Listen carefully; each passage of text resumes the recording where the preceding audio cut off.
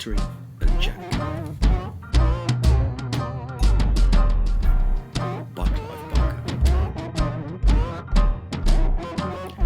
Read by Greg Blackman.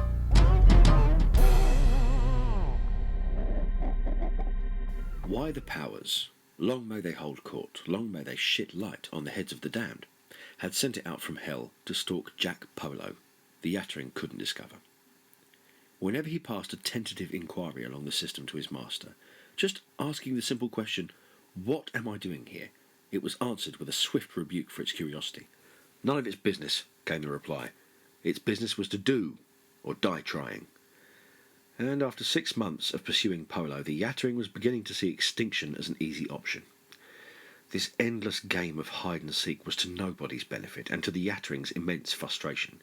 It feared ulcers, it feared psychosomatic leprosy, conditions lower demons like itself were susceptible to. Worst of all, it feared losing its temper completely and killing the man outright in an uncontrollable fit of pique. What was Jack Polo, anyway? A gherkin importer. By the balls of Leviticus, he was simply a gherkin importer. His life was worn out, his family was dull, his politics was simple-minded, and his theology non-existent. The man was of no account, one of nature's blankest little numbers. Why bother with the likes of him? This wasn't a Faust, a pact-maker, a soul-seller. This one wouldn't look twice at the chance of divine inspiration. He'd sniff, shrug, and get on with his gherkin importing. Yet the Yattering was bound to that house, long night and longer day, until he had the man a lunatic, or as good as. It was going to be a lengthy job, if not interminable. Yes, there were times when even psychosomatic leprosy would be bearable if it meant being invalided off this impossible mission. For his part, Jack P. Polo continued to be the most unknowing of men. He had always been that way. Indeed, his history was littered with the victims of his naivete. When his late lamented wife had cheated on him, he'd been in the house on at least 2 of the occasions watching the TV. He was the last one to find out. And the clues they'd left behind them, a blind, deaf and dumb man would have become suspicious. Not Jack. He pottered about his dull business and never noticed the tang of the adulterer's cologne, nor the abnormal regularity with which his wife changed the bed linen. He was no less disinterested in events when his younger daughter Amanda confessed her lesbianism to him. His response was a sigh and a puzzled look. "Well, as long as you don't get pregnant, darling," he replied, and sauntered off into the garden, blithe as ever. What chance did a Fury have with a man like that? To a creature trained to put its meddling fingers into the wounds of the human psyche, Polo offered a surface so glacial, so utterly without distinguishing marks, as to deny malice any hold whatsoever. Events seemed to make no dent in his perfect indifference. His life's disasters seemed not to scar his mind at all. When eventually he was confronted with the truth about his wife's infidelity, he found them screwing in the bath, he couldn't bring himself to be hurt or humiliated. "These things happen," he said to himself, backing out of the bathroom to let them finish what they'd started. Que sera, sera. Que sera, sera. The man muttered that damn phrase with monotonous regularity. He seemed to live by that philosophy of fatalism, letting attacks on his manhood, ambition and dignity slide off his ego like rainwater from his bald head. The Yattering had heard Polo's wife confess all to her husband. It was hanging upside down from the light fitting, invisible as ever, and the scene had made it wince. There was the distraught sinner, begging to be accused, bawled at, struck even, and instead of giving her the satisfaction of his hatred, Polo had just shrugged and let her say her piece without a word of interruption, until she had no more to unbosom. She left at length, more out of frustration and sorrow than guilt. The Yattering had heard her tell the bathroom mirror how insulted she was at her husband's lack of righteous anger. A little while after, she'd flung herself off the balcony of the Roxy Cinema. Her suicide was in some ways convenient for the Fury. With the wife gone and the daughters away from home, it could plan for more elaborate tricks to unnerve its victim, without ever having to concern itself with revealing its presence to creatures the powers had not marked for attack. But the absence of the wife left the house empty during the days, and that soon became a burden of boredom the Yattering found scarcely supportable. The hours from 9 to 5 alone in the house often seemed endless. It would mope and wander, planning the bizarre and impractical revenges upon the Polo man, pacing the room, heart-sick, companioned only by the clicks and whirs of the house as the radiators cooled or the refrigerator switched itself on and off. The situation rapidly became so desperate that the arrival of the midday post became the high point of the day, and an unshakable melancholy would settle on the Yattering if the postman had nothing to deliver and passed by to the next house. When Jack returned, the games would begin in earnest. The usual warm-up routine, it would meet Jack at the door and prevent his key from turning in the lock. The contest would go on for a minute or two until Jack accidentally found the measure of the Yattering's resistance and won the day. Once inside, it would start all the lampshade swinging. The man would usually ignore this performance, however violent the motion. Perhaps he might shrug and murmur "subsidence" under his breath, and then inevitably, "K, sirrah, sirrah." In the bathroom, the Yattering would have squeezed toothpaste around the toilet seat and would have plugged up the shower head with soggy toilet paper. It would even share the shower with Jack, hanging unseen from the rail that hung up the shower curtain and murmuring obscene suggestions at his ear. That was always successful, the demons were taught at the academy. The obscenities in the ear routine never failed to distress clients, making them think they were conceiving of these pernicious acts themselves and driving them to self-disgust, then to self-rejection, and finally to madness. Of course, in a few cases the victims would be so inflamed by these whispered suggestions they'd go out on the town and act upon them. Under such circumstances the victim would often be arrested and incarcerated. Prison would lead to further crimes and a slow dwindling of moral reserves, and the victory was won by that route. One way or another, insanity would out. Except that for some reason, this rule did not apply to Polo. He was unperturbable, a tower of propriety. Indeed, the way things were going, the Yattering would be the one to break. It was tired, so very tired, endless days of tormenting the cat, reading the funnies in yesterday's newspaper, watching the game shows. They drained the fury. Lately, it had developed a passion for the woman who lived across the street from Polo. She was a young widow and seemed to spend most of her life parading around the house stark naked. It was almost unbearable sometimes in the middle of the day when the postman failed to call, watching the woman and knowing it could never cross the threshold of Polo's house. That was the law. The Yattering was a minor demon, and his soul catching was strictly confined to the perimeters of his victim's house. To step outside was to relinquish all powers over the victim, to put itself at the mercy of humanity. All June, all July, and most of August, it sweated in its prison, and all through those bright, hot months, Jack Polo maintained complete indifference to the Yattering's attacks.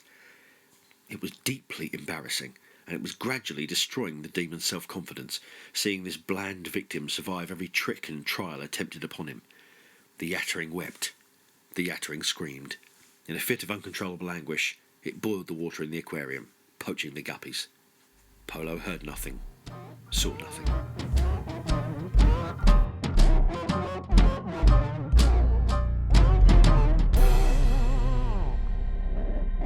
At last, in late September, the Yattering broke one of the first rules of its condition and appealed directly to its masters.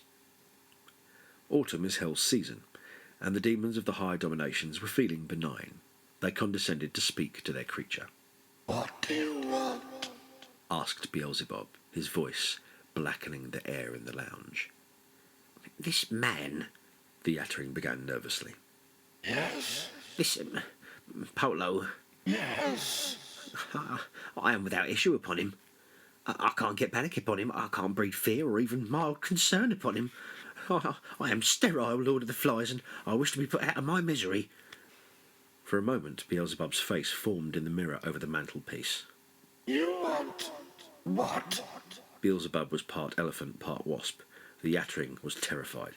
I want to die. "You cannot die." From this world, just die from this world, fade away, be replaced. "You will not die." But I can't break him. The Yattering shrieked, tearful. "You must, Why? because we tell you to." Beelzebub always used the royal we, though unqualified to do so. Just let me at least know why I'm in this house. The Yattering appealed. What is he? Nothing. He's nothing. Beelzebub found this rich. He laughed, buzzed, trumpeted. Jack Johnson Polo is the child of a worshipper at the Church of Lost Salvation. He belongs to us. But why should you want him?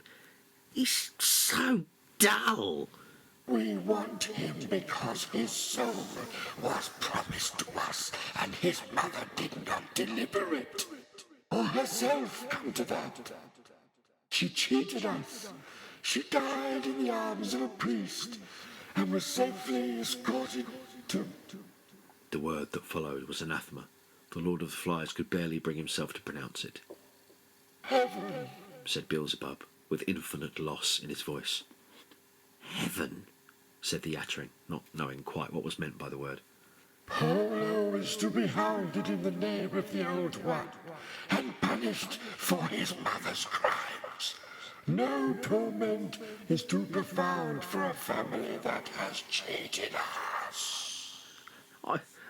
I'm tired, The Yattering pleaded, daring to approach the mirror. Please, I beg you. Claim this man, Said Beelzebub. or you will suffer in his place. The figure in the mirror waved its black and yellow trunk and faded. Where is your pride? Said its master's voice as it shriveled into the distance. Pride, Yattering. Then he was gone. In its frustration, the Yattering picked up the cat and threw it into the fire, where it was rapidly cremated. If only the law allowed such easy cruelty to be visited upon human flesh, it thought. If only, then it would make Polo suffer such torments. But no, the Yattering knew the laws as well as the back of its hand. They had been flayed onto its exposed cortex as a fledgling demon by its teachers, and Law 1 stated, "Thou shalt not lay palm upon thy victims." It had never been told why this law pertained, but it did. Thou shalt not. So the whole painful process continued. Day in, day out, and still the man showed no sign of yielding. Over the next few weeks, the Yattering killed 2 more cats that Polo brought home to replace his treasured Freddy, now Ash. The first of these poor victims was drowned in the toilet bowl one idle Friday afternoon. It was a petty satisfaction to see the look of distaste register on Polo's face as he unzipped his fly and glanced down. But any pleasure the Yattering took in Jack's discomfiture was cancelled out by the blithely efficient way in which the man dealt with the dead cat, hoisting the bundle of soaking fur out of the pan, wrapping it in a towel and burying it in the back garden with scarcely a murmur. The third cat that Polo brought home was wise to the invisible presence of the demon from the start. There was indeed an entertaining week in mid-November when life for the Yattering became almost interesting while it played a cat-and-mouse game with Freddy the Third. Freddy played the mouse. Cats not being especially bright animals, the game was scarcely a great intellectual challenge, but it made a change from the endless days of waiting, haunting and failing. At least the creature accepted the Yattering's presence. Eventually, however, in a filthy mood caused by the remarriage of the Yattering's naked widow, it was sharpening its nails on the nylon carpet, clawing and scratching at the pile for hours on end. The noise put the demon's metaphysical teeth on edge. It looked at the cat once, briefly, and it flew apart as though it had swallowed a live grenade. The effect was spectacular. The results were gross. Cat brain, cat fur, cat gut, everywhere. Polo got home that evening exhausted and stood in the doorway of the dining room, his face sickened, surveying the carnage that had been Freddy 3. "Damn dogs," he said. Damn dogs." There was anger in his voice. "Yes," exulted the Yattering. "Anger!" The man was upset. There was clear evidence of emotion on his face. Elated, the demon raced through the house, determined to capitalise on its victory. It opened and slammed every door. It smashed vases. It set the lampshades swinging. Polo just cleaned up the cat. The Yattering threw itself downstairs, tore up a pillow, impersonated a thing with a limp and an appetite for human flesh in the attic, and giggling. Polo just buried Freddy 3 beside the grave of Freddy 2 and the ashes of Freddy 1. Then he retired to bed, without his pillow. The demon was utterly stumped. If the man could not raise more than a flicker of concern when his cat was exploded in the dining room, what chance had it got of ever breaking, the bastard? There was one last opportunity left. It was approaching Christ's Mass, and Jack's children would be coming home to the bosom of the family. Perhaps they could convince him that all was not well with the world. Perhaps they could get their fingernails under his flawless indifference and begin to break him down. Hoping against hope, the Yattering sat out the weeks to late December, planning its attacks with all the imaginative malice it could muster. Meanwhile, Jack's life sauntered on. He seemed to live apart from his experience, living his life as an author might write a preposterous story, never involving himself in the narrative too deeply. In several significant ways, however, he showed his enthusiasm for the coming holiday. He cleared his daughter's rooms immaculately. He made their beds up with sweet-smelling linen. He cleaned every speck of the cat's blood out of the carpet. He even set up a Christmas tree in the lounge, hung with iridescent balls, tinsel and presents. Once in a while, as he went about the preparations, Jack thought of the game he was playing and quietly calculated the odds against him. In the days to come, he would have to measure not only his own suffering, but that of his daughters, against the possible victory. And always, when he made these calculations, the chance of victory seemed to outweigh the risks. So he continued to write his life and waited. Snow came, soft pats of it against the windows, against the door. Children arrived to sing carols, and he was generous to them. It was possible for a brief time to believe in peace on earth. Late in the evening of the 23rd of December, the daughters arrived in a flurry of cases and kisses. The youngest, Amanda, arrived home first. From its vantage point on the landing, the Yattering viewed the young woman balefully. She didn't look like ideal material in which to induce a breakdown. In fact, she looked dangerous. Gina followed an hour or two later, a smoothly polished woman of the world at 24. She looked every bit as intimidating as her sister. They came into the house with their bustle and their laughter. They rearranged the furniture. They threw out the junk food in the freezer. They told each other and their father how much they'd missed each other's company. Within the space of a few hours, the drab house was repainted with light and fun and love. It made the Yattering sick. Whimpering, it hid its head in the bedroom to block out the din of affection, but the shock waves enveloped it. All it could do was sit and listen and refine its revenge. Jack was pleased to have his beauties home. Amanda, so full of opinions and so strong, like her mother. Gina, more like his mother, poised, perceptive.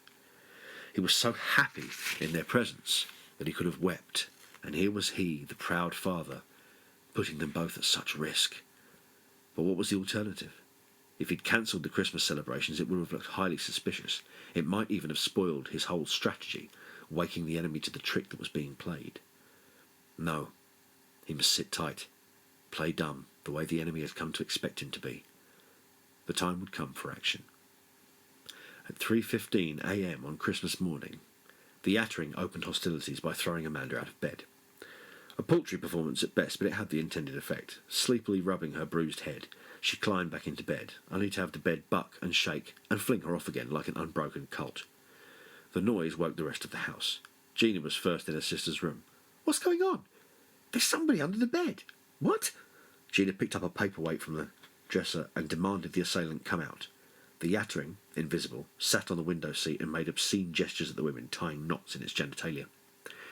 Gina peered under the bed. The Yattering was clinging to the light fixture now, persuading it to swing backwards and forwards, making the room reel. "There's nothing there." "There is." Amanda knew. Oh, yes, she knew. "There's something here, Gina," she said. "Something in the house with us, I'm sure of it." "Nope," Gina was absolute. "It's empty." Amanda was searching behind the wardrobe when Polo came in. "What's all the din?" "There's something in the house, Daddy. I was thrown out of bed." Jack looked at the crumpled sheets, the dislodged mattress, then at Amanda. This was the first test. He must lie as casually as possible. "It looks like you've been having nightmares, Beauty," he said, affecting an innocent smile. "There was something under the bed," Amanda insisted.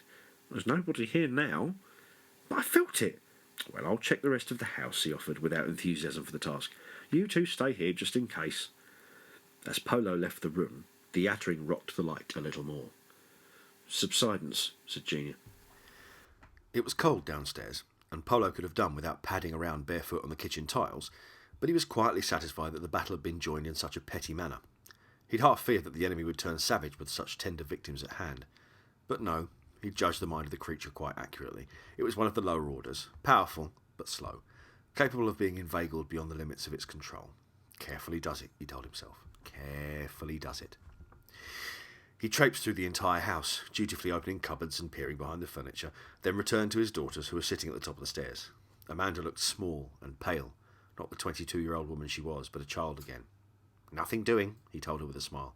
"It's Christmas morning and all through the house." Gina finished the rhyme. "Nothing is stirring, not even a mouse." "Not even a mouse, Beauty." At that moment, the Yattering took its cue to fling a vase off the lounge mantelpiece. Even Jack jumped. "Shit," he said. He needed some sleep, but quite clearly the Yattering had no intention of letting them alone just yet. "Que sera, sera," he murmured, scooping up the pieces of the Chinese vase and putting them in a piece of newspaper. "The house is sinking a little on the left side, you know," he said more loudly. "It has been for years." "Subsidence," said Amanda with quiet certainty. would not throw me out of my bed. Gina said nothing. The options were limited, the alternatives unattractive. Well, maybe it was Santa Claus, said Polo, attempting levity. He parcelled up the pieces of the vase and wandered through into the kitchen, certain that he was being shadowed every step of the way.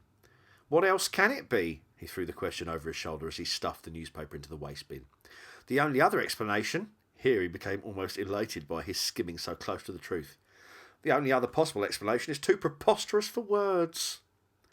It was an exquisite irony, denying the existence of the invisible world in full knowledge that even now it breathed vengefully down his neck. What, you mean poltergeists? Said Gina. I mean anything that goes bang in the night, but we're grown-up people, aren't we? We don't believe in bogeymen. No, said Gina flatly, I don't, but I don't believe the house is subsiding either. Well, it'll have to do for now, said Jack with nonchalant finality. Christmas starts here. We don't want to spoil it talking about gremlins now, do we? Ha ha ha! They laughed together. Gremlins. That surely bit deep, to call the hellspawn a gremlin. The Yattering, weak with frustration, acid tears boiling on its intangible cheeks, ground its teeth and kept its peace. There would be time yet to beat that atheistic smile off Jack Polo's fat face. Time aplenty. No half measures from now on. No subtlety. It would be an all-out attack. Let there be blood. Let there be agony. They'd all break.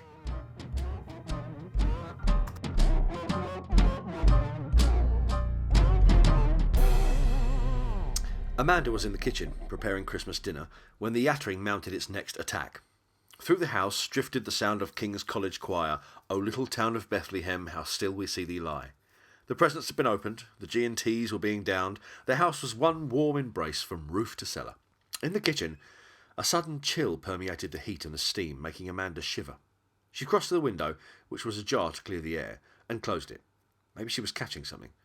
The Yattering watched her back as she busied herself about the kitchen, enjoying the domesticity for a day. Amanda felt the stare quite clearly. She turned around. Nobody. Nothing. She continued to wash the Brussels sprouts, cutting into one with a worm curled in the middle. She drowned it. The choir sang on.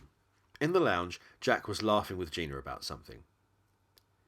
Then, a noise.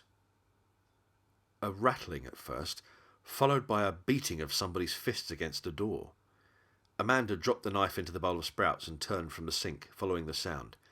It was getting louder all the time, like something locked in one of the cupboards, desperate to escape, like a cat caught in the box or a bird. It was coming from the oven. Amanda's stomach turned as she began to imagine the worst. Had she locked something in the oven when she put in the turkey? She called for her father as she snatched up the oven cloth and stepped towards the cooker, which was rocking with the panic of its prisoner. She had visions of a basted cat leaping out at her, its fur burned off, its flesh half cooked. Jack was at the kitchen door. There's something in the oven, she said to him as though he needed telling. The cooker was in a frenzy. Its thrashing contents had all but beaten off the door. He took the oven glove from her. This is a new one, he thought. You're better than I judged you to be. This is clever. This is original. Gina was in the kitchen now.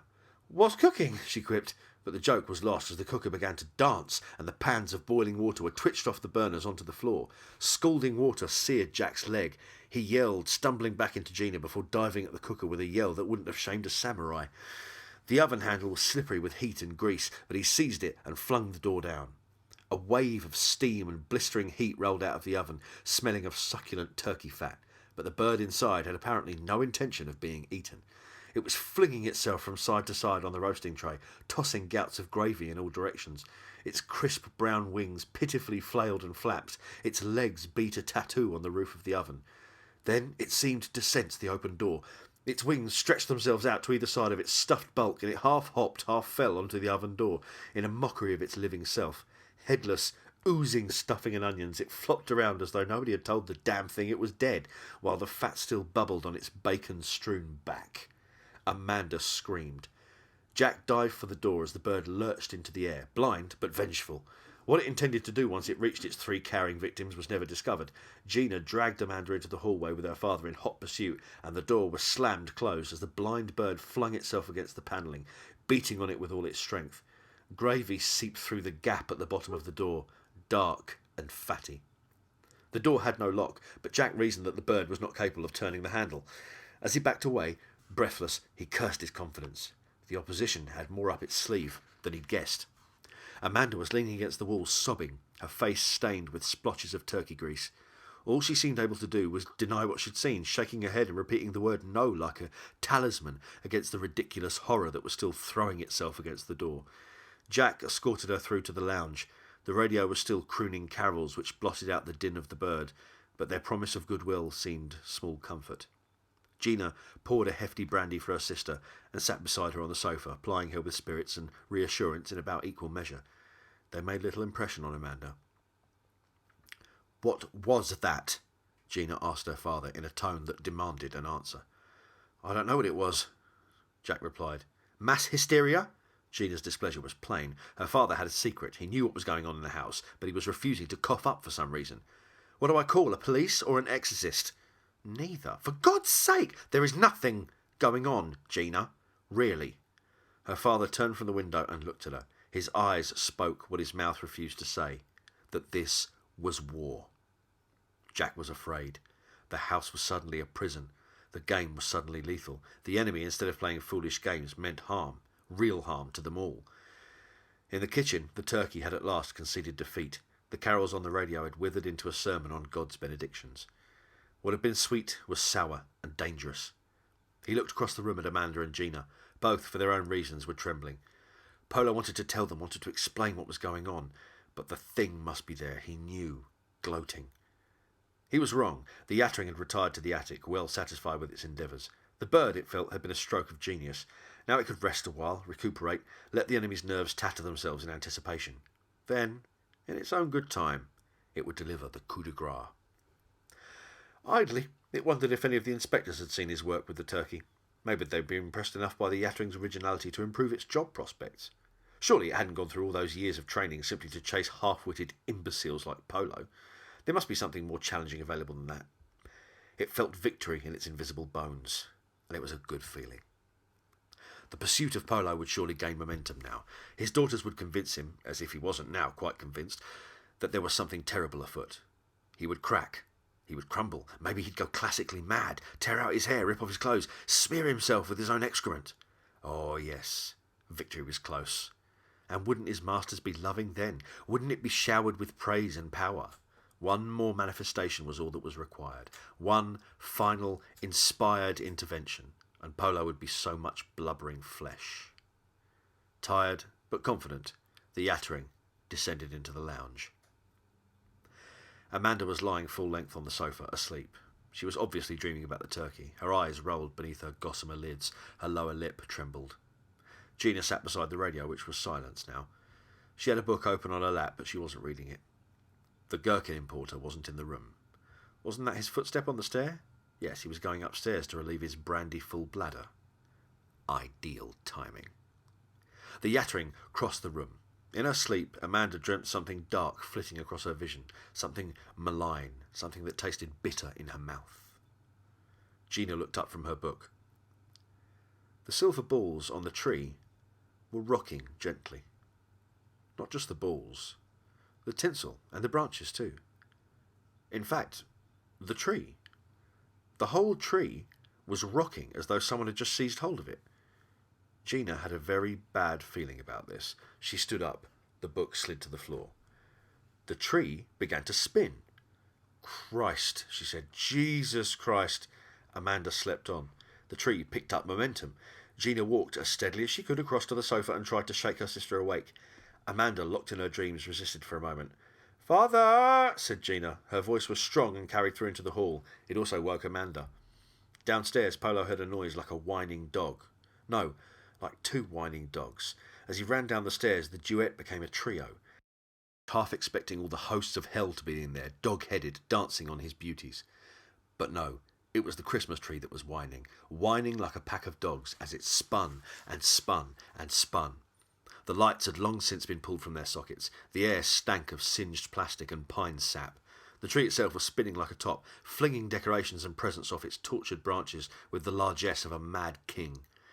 Jack tore his eyes from the spectacle of the tree and found Gina and Amanda crouching, terrified behind the sofa.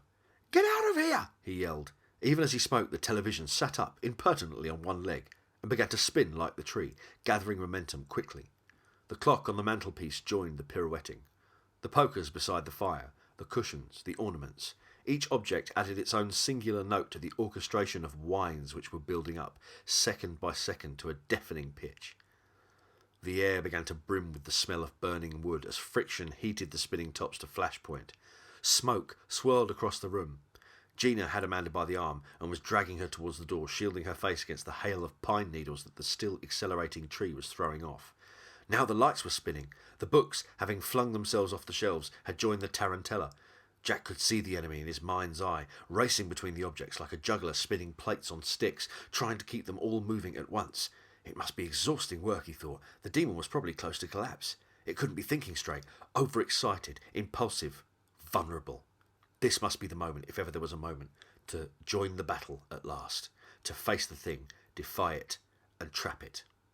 For its part, the Yattering was enjoying this orgy of destruction. It flung every movable object into the fray, setting everything spinning. It watched with satisfaction as the daughter twitched and scurried. It laughed to see the old man stare, pop-eyed, at this preposterous ballet. Surely he was nearly mad, wasn't he? The beauties had reached the door, their hair and skin full of needles. Polo didn't see them leave. He ran across the room, dodging a rain of ornaments to do so, and picked up a brass toasting fork which the enemy had overlooked. Bric-a-brac filled the air around his head, dancing around with sickening speed. His flesh was bruised and punctured, but the exhilaration of joining battle had overtaken him, and he sat about beating the books and the clocks and the china to smithereens. Like a man in a cloud of locusts, he ran across the room, bringing down his favourite books in a welter of fluttering pages, smashing whirling Dresden, shattering the lamps. A litter of broken possessions swamped the floor, some of it still twitching as the life went out of the fragments. But for every object brought low, there were a dozen still spinning, still whining. He could hear Gina at the door yelling to him to get out, to leave it alone. But it was so enjoyable, playing against the enemy more directly than he'd ever allowed himself before. He didn't want to give up. He wanted the demon to show itself, to be known, to be recognised. He wanted confrontation with the old one's emissary, once and for all. Without warning, the tree gave way to the dictates of centrifugal force and exploded. The noise was like a howl of death. Branches, twigs, needles, balls, lights, wire, ribbons flew across the room.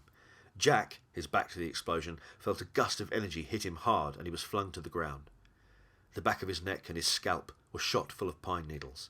A branch, naked of greenery, shot past his head and impaled the sofa. Fragments of tree pattered to the carpet around him. Now other objects around the room, spun beyond the tolerance of their structures, were exploding like the tree. The television blew up, sending a lethal wave of glass across the room, much of which buried itself in the opposite wall. Fragments of the television's innards, so hot they singed the skin, fell on Jack as he elbowed himself towards the door like a soldier under bombardment. The room was so thick with a barrage of shards it was like a fog. The cushions had lent their down to the scene, snowing on the carpet. Porcelain pieces, a beautifully glazed arm, a courtesan's head, bounced on the floor in front of his nose. Gina was crouching at the door, urging him to hurry. Her eyes narrowed against the hail. As Jack reached the door and felt her arms around him, he swore he could hear laughter from the lounge. Tangible, audible laughter, rich and satisfied. Amanda was standing in the hall, her hair full of pine needles, staring down at him. He pulled his legs through the doorway and Gina slammed the door shut on the demolition. "What is it?" she demanded. "Poltergeist? Ghosts? Mother's ghost?" The thought of his dead wife being responsible for such wholesale destruction struck Jack as funny. Amanda was half smiling. Good, he thought. She's coming out of it. Then he met the vacant look in her eyes and the truth dawned. She'd broken. Her sanity had taken refuge where this fantastique couldn't get at it. "What's in there?" Gina was asking, her grip on his arm so strong it stopped the blood. "I don't know," he lied. "Amanda?" Amanda's smile didn't decay. She just stared on at him, through him. "You do know." "No." "You're lying. I think..." He picked himself off the floor, brushing the pieces of porcelain, the feathers, the glass, off his shirt and trousers. "I think I shall go for a walk." Behind him, in the lounge, the last vestiges of whining had stopped. The air in the hallway was electric with unseen presences. It was very close to him, invisible as ever, but so close. This was the most dangerous time. He mustn't lose his nerve now. He must stand up as though nothing had happened. He must leave Amanda be, leave explanations and recriminations until it was all over and done with. "Walk?" Gina said disbelievingly. Yes. Walk, I need some fresh air. You can't leave us here. I'll find somebody to help us clear up. But Mandy... She'll get over it. Leave her be. That was hard. That was almost unforgivable, but it was said now. He walked unsteadily towards the front door, feeling nauseous after so much spinning. At his back, Gina was raging. You can't just leave. Are you out of your mind? I need the air, he said as casually as his thumping heart and his parched throat would permit. So I'll just go out for a moment. No, the Yattering said. No, no, no, no. It was behind him. Polo could feel it. So angry now, so ready to twist off his head, except that it wasn't allowed ever to touch him. But he could feel its resentment like a physical presence. He took another step towards the front door. It was still with him, dogging his every step, his shadow, his fetch, unshakable. Gina shrieked at him. You son of a bitch! Look at Mandy! She's lost her mind! No, he mustn't look at Mandy. If he looked at Mandy, he might weep. He might break down as the thing wanted him to. Then everything would be lost. She'll be all right, he said, barely above a whisper. He reached for the front door handle. The demon bolted the door, quickly, loudly. No temper left for pretense now. Jack, keeping his movements as even as possible, unbolted the door, top and bottom. It bolted again. It was thrilling, this game. It was also terrifying. If he pushed too far, surely the demon's frustration would override its lessons. Gently, smoothly, he unbolted the door again. Just as gently, just as smoothly, the Yattering bolted it. Jack wondered how long he could keep this up for. Somehow he had to get outside. He had to coax it over the threshold. One step was all the law required, according to his researches. One simple step. Unbolted. Bolted. Unbolted. Bolted. Gina was standing 2 or 3 yards behind her father. She didn't understand what she was seeing, but it was obvious her father was doing battle with someone. Or something. Daddy? She began. Shut up, he said benignly, grinning as he unbolted the door for the 7th time. There was a shiver of lunacy in the grin. It was too wide and too easy. Inexplicably, she returned the smile. It was grim, but genuine. Whatever was at issue here, she loved him. Polo made a break for the back door. The demon was 3 paces ahead of him, scooting through the house like a sprinter and bolting the door before Jack could even reach the handle. The key was turned in the lock by invisible hands, then crushed to dust in the air. Jack feigned to move towards the window beside the back door, but the blinds were pulled down and the shutters slammed. The Yattering, too concerned with the window to watch Jack closely, missed his doubling back through the house. When it saw the trick that was being played, it let out a little screech and gave chase, almost sliding into Jack on the smoothly polished floor. It avoided the collision only by the most balletic of manoeuvres. That would be fatal indeed, to touch the man in the heat of the moment. Polo was again at the front door, and Gina, wise to her father's strategy, had unbolted it while the Yattering and Jack fought at the back door. Jack had prayed she'd take the opportunity to open it. She had. It stood slightly ajar. The icy air of the crisp afternoon curled its way into the hallway. Jack covered the last yards to the door in a flash, feeling without hearing the howl of complaint the Yattering loosed as it saw its victim escaping into the outside world. It was not an ambitious creature.